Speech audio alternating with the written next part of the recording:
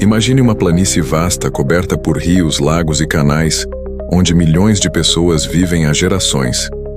Casas próximas às margens, campos de arroz e trigo se estendem até onde a vista alcança. Esse é o cenário de parte do vale do rio Yangtze, na China. Agora imagine que de repente a natureza decide romper o equilíbrio. Abundância de chuva, rios transbordando, diques se rompendo, água ganha força, avança e nada poderá pará-la.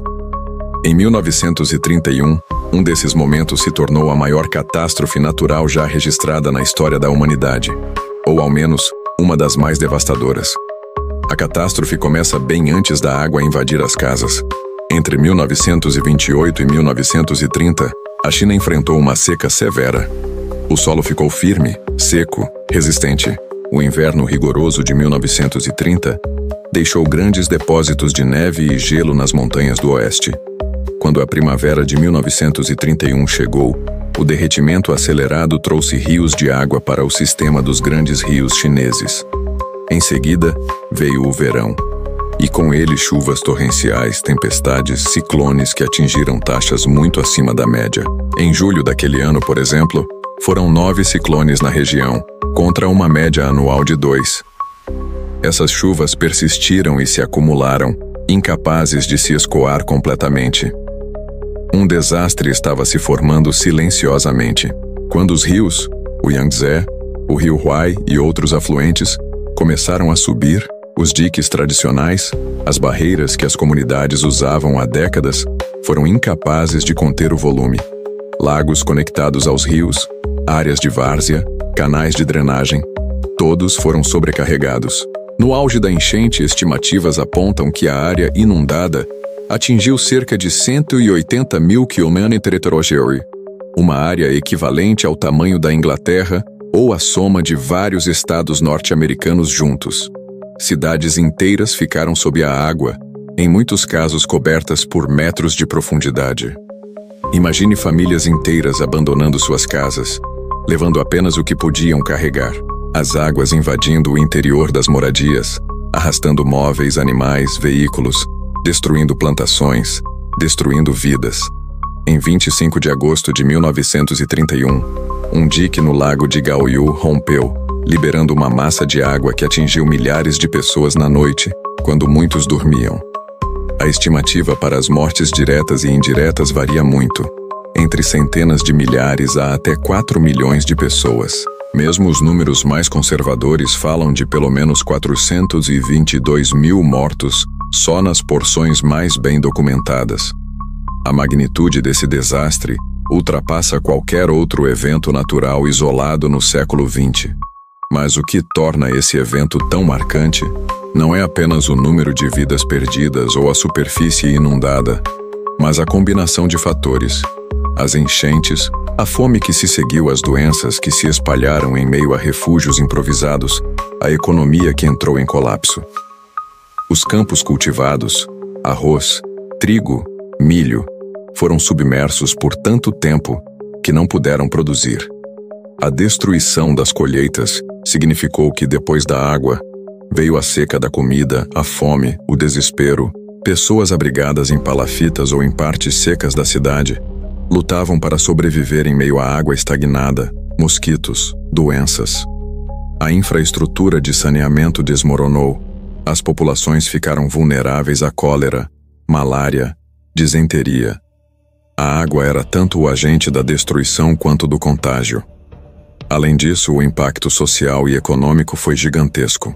Milhões de pessoas perderam suas casas e tiveram que se deslocar. A agricultura, base de tantas vidas, foi arrasada. A reconstrução levaria anos, décadas para algumas regiões. A água recuou, mas a paisagem humana, econômica, havia sido transformada para sempre. Outro fator essencial. Esse desastre nos mostra como a vulnerabilidade humana e a natureza se cruzam. O Vale do Yangtze era altamente povoado, com sedimentação que elevava o leito do rio, com diques que já estavam sobrecarregados, com lagoas de retenção reduzidas por drenagem e agricultura, com pouca margem para erro. Quando o sistema entrou em colapso, a falha não foi apenas da natureza, Foi também da ausência de barreiras reais suficientes, da ocupação humana num ambiente de risco, da falta de preparação que hoje vemos como essencial. Hoje, estudos mais recentes apontam que múltiplos fatores meteorológicos contribuíram para aquele júbilo de destruição. Condições de El Niño, anomalias de temperatura no Oceano Índico, circulação atmosférica que prendeu um sistema de chuva sobre a bacia do Yangtze durante semanas. Chuvas que se acumulavam, solos que não absorviam mais, rios que não tinham para onde escoar com segurança. Essas relações complexas entre oceano, atmosfera e terra fizeram daquele evento algo excepcional, não apenas por sorte ou azar, mas por falha múltipla das engrenagens da natureza e da sociedade. Então, quando perguntamos, qual a maior catástrofe que a natureza já fez no mundo todo? Encontramos a tragédia de 1931 na China como resposta mais provável, ou ao menos uma resposta que não pode ser ignorada. A magnitude, a duração, o impacto humano, tudo aponta para algo que ultrapassa nossa escala usual de desastres. Mas há algo ainda mais importante do que entender que foi a maior. É aprender com ela. Porque o pior desastre não é aquele que já aconteceu. É aquele que poderia acontecer de novo.